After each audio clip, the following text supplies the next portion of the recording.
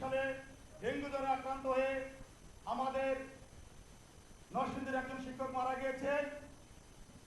আবারও 2023 সালে 2019 সালে মারা গিয়েছেন ডেঙ্গু জ্বরে আক্রান্ত হয়ে। 2023 সালে আমাদের শিক্ষিকা মৃত্যুবরণ করেছেন এবং সর্বশেষ আমাদের 12ই মার্চ যে লং মার্চ কর্মসূচি ছিল সেখানে জল কামানের আঘাতে লাঠিচার্জের আঘাতে আমাদের একজন শিক্ষক মৃত্যুবরণ করেছেন, তিনি আমজাদ হোসেন ভাই। এবং সর্বোপরি আমাদের অনেক শিক্ষক গুরুতর আহত হয়েছেন। তাদের মধ্যে রিনা আপা সিরাজগঞ্জ, নিয়াজ সুলতানা বরিশাল এবং আফতার স্যার খুলনা সম্ভবত। আমি মনে করি বাংলাদেশ বেসরকারি শিক্ষক সমিতি একটা সংগঠন, একটা বৃহৎ সংগঠন সারা বাংলাদেশ মিলে। আজকে আমি বক্তব্যের আগে কিছু কথা বলতে চাই। আজকে আমরা একটা পরিবারের মতো, একটা পরিবার যখন অসুস্থ হবে, একটা পরিবার যখন কারো দ্বারা আহত হবে, আমরা সেখানে পাশে দাঁড়াবো, রুখে দাঁড়াবো। এর নাম হলো সংগঠন, কিনা? আজকে বাংলাদেশ বেসরকারি শিক্ষক সমিতির যে প্রথাটা আমরা চালু করতে পারিনি বিগত দিনে, আজকে একটি প্রথা আমরা চালু করতে চাই। আজকে হয়তো আপনি সুস্থ আছেন, কালকে হয়তো আমি অসুস্থ হব, পরের দিন হয়তো আপনি অসুস্থ হবেন। আমি দেখেছি অনেক সরকারি সংগঠন তাদের যখন সহোদর বা যারা একই সঙ্গে চাকরি করে যখন অসুস্থ হয় বা কোনো কারণে অ্যাক্সিডেন্ট করে, তাদের ওই সংগঠন থেকে সার্বিক সহযোগিতা করা হয়, ঠিক কিনা? আমি মনে করি আমাদের সিরাজগঞ্জের একজন শিক্ষক, অনেক শিক্ষক আমাদের আহত হয়েছেন, বিশেষ করে যার কথা না বললেই নয়, রিনা বা সিরাজগঞ্জ আমাদের কাজীপাড়ার, উনি অনেকটা অসুস্থ হয়ে ওনার কানের পর্দা ফেটেছে, উনি বগুড়া মেডিকেলে অসুস্থ হয়ে এখনো ভর্তি আছেন। আমরা বাংলাদেশ বেসরকারি প্রাথমিক শিক্ষক সমিতির নেতৃবৃন্দ দ্বারা যারা সামনে থেকে নেতৃত্ব দেয়, তারা যদি তাদের বিষয়ে দেখভাল না করি, তাহলে আগামী দিনে কোনো আন্দোলন সংগ্রামে এইরকম পরিস্থিতি সৃষ্টি হলে কোনো শিক্ষক আর সামনে যেতে চাইবে না। তবে আমি মনে করি আজকে যদি আমরা সংগঠনের পক্ষ থেকে তাদের পাশে দাঁড়াই, আগামীতে জীবন দিয়ে হলেও তারা জাতীয়করণের জন্য সামনে সারিতে থাকবে ইনশাল্লাহ। তাই বাংলাদেশ বেসরকারি প্রাথমিক শিক্ষক সমিতি সবকিছু করার আগে অন্তত ঋণ আপার জন্য আমরা সংগঠনের পক্ষ থেকে তাদের পাশে দাঁড়াতে চাই, ঠিক কিনা? এবং বাংলাদেশ বেসরকারি প্রাথমিক শিক্ষক সমিতির পক্ষ থেকে যেহেতু আমরা বেসরকারি শিক্ষক, আমরা কোনো বেতন ভাতা পাই না। আমরা যারা প্রথম সারিতে আছি, নিম্নে তাদের 2000 টাকা দিতে হবে। নিম্নে আমরা যারা প্রথম সারিতে আছি, নিম্নে 2000, আর যারা মাঠ পর্যায়ে বা সাধারণ শিক্ষক নিম্নে 100, উপরে 200। অন্তত আমরা একটা দুটো কার্যক্রম একবার চালু করতে পারি ইনশাল্লাহ। আজকে আমি দেখেছি অনেক সংগঠন আছে একে অপরের পাশে দাঁড়ায়, প্রতিটি সংগঠন। আমরা কিন্তু দীর্ঘ 1.5 যুগ হলেও আমরা কোনো শিক্ষকের পাশে দাঁড়াতে পারি নাই। এই প্রথাটা আমরা চালু করতে চাই। আপনি কি একমত? আমি মনে করি আমাদের যে তালিকাটা আগামী 28 তারিখের মধ্যে চাওয়া হয়েছে, এই তালিকার সঙ্গে আপনারা আমাদের যারা অসুস্থ হয়েছেন, বিশেষ করে রিনাবা, তাদের জন্য 200 টাকা করে তুলবেন। আমরা একটি কথা মনে রাখবেন, আমরা কোনো অসুস্থ বা আমাদের যারা জাতীয়করণের সৈনিক ছিল তাদের জন্য দিব। এই টাকা কোনো প্রকার যেন অনিয়ম না হয়, এটা আপনারা দেখবেন।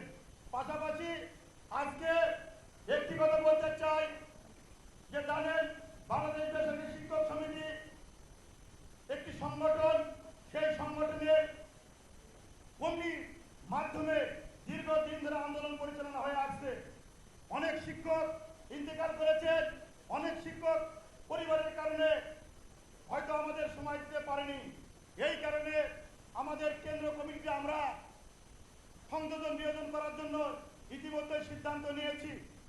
আমি মনে করি সংগঠন যেটা একবার অনুমোদন দেয়, ইচ্ছে করলেই আর অনুমোদন দেওয়ার সুযোগ থাকে না। সেখানে রিপ্লেস হতে পারে, কিন্তু নতুন করে আর কোনো অনুমোদন হতে পারে না। তার উদাহরণ দেই, মণিমোহন বসু, ওনাকে আমরা রিপ্লেস করে 2019 সালে সিনিয়র সাংগঠনিক পদ দিয়েছি, কিন্তু মূল কমিটিতে তার নাম অন্তর্ভুক্ত হতে পারেনি। তিনি রিপ্লেসে আছে, কারণ একজনে কাজ করে নাই, যার কারণে রিপ্লেসে দিয়েছি। যার কারণে একটা কমিটি, পূর্ণাঙ্গ কমিটি আমাদেরকে আমাদের মহাসচিব মহোদয় বলে গেলেন যে এই জায়গায় অনুমোদন দেওয়ার পরে তারা আজকে এখানে নেই। এই যেন কমিটি না হয়, যেই কমিটিটা আমরা গঠন করব সেটা যেন কোনো শিক্ষক না আসলে সেই কমিটি অন্তত যেন এই মাঠে থাকে এবং প্রতিটা প্রোগ্রামে তাদেরকে অংশগ্রহণ করতে হবে, সেটাই হবে কমিটি।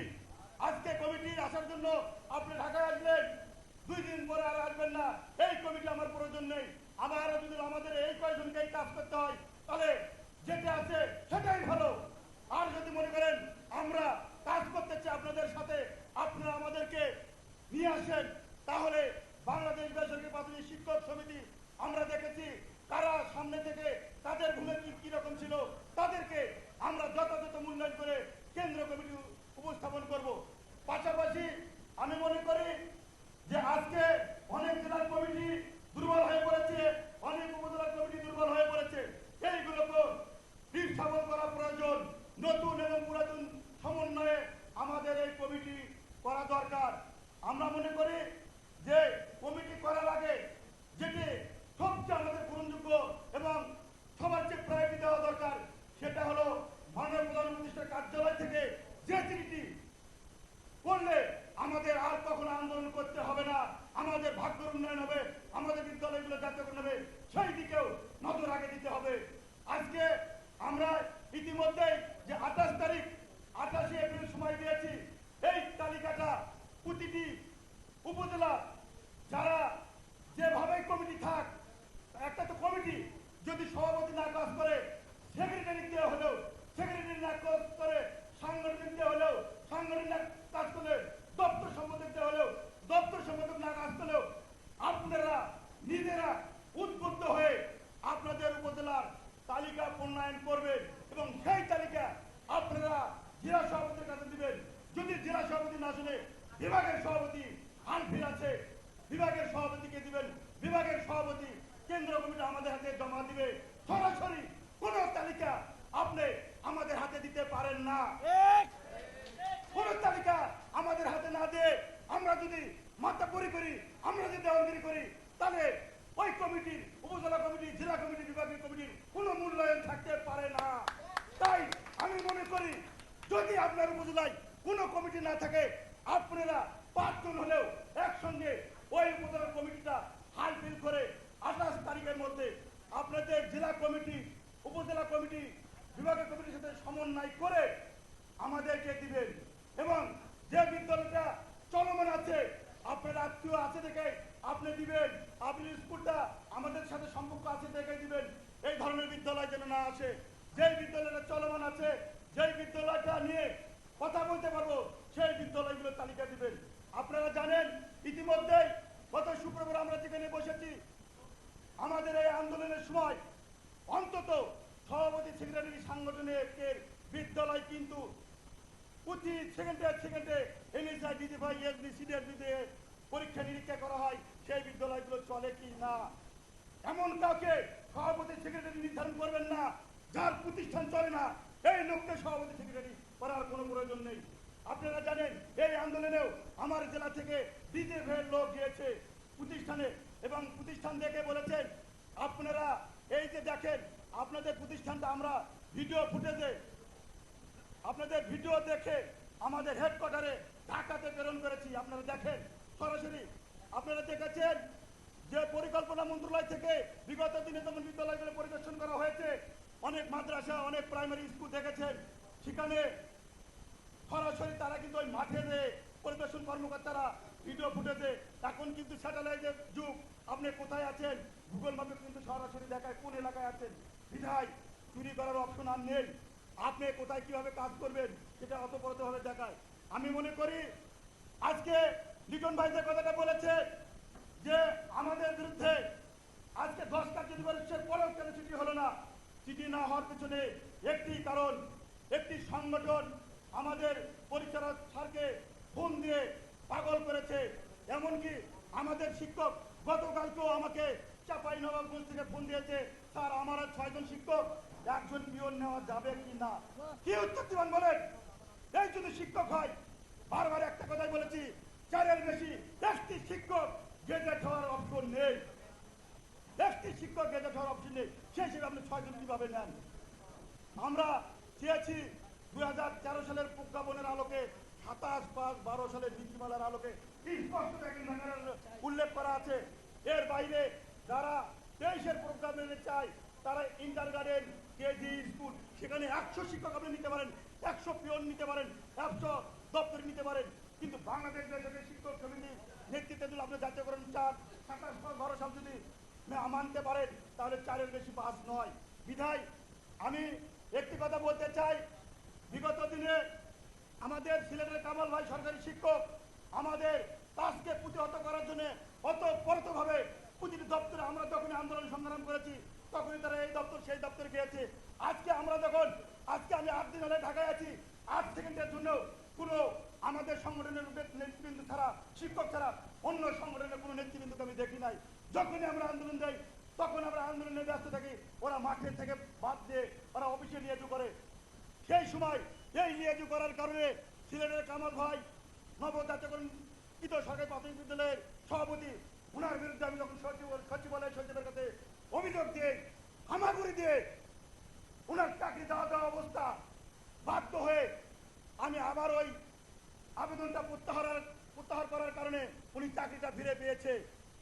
যদি আমি অভিযোগটা প্রত্যাহার না করতাম তাহলে ওনার চাকরি চলে যেত। আমি মনে করি এখন উপযুক্ত সময় আমাদের এসেছে এই কুলাঙ্গের বিরুদ্ধে, যথাসময়ে এই দালালদের বিরুদ্ধে অভিযোগ যথাসময়ে যথা জায়গায় উপস্থাপন করতে হবে। তারা বিগত দিনে দেখেছেন বঙ্গবন্ধু পরিবারের নামে নিয়ে কি তামাশা করেছে।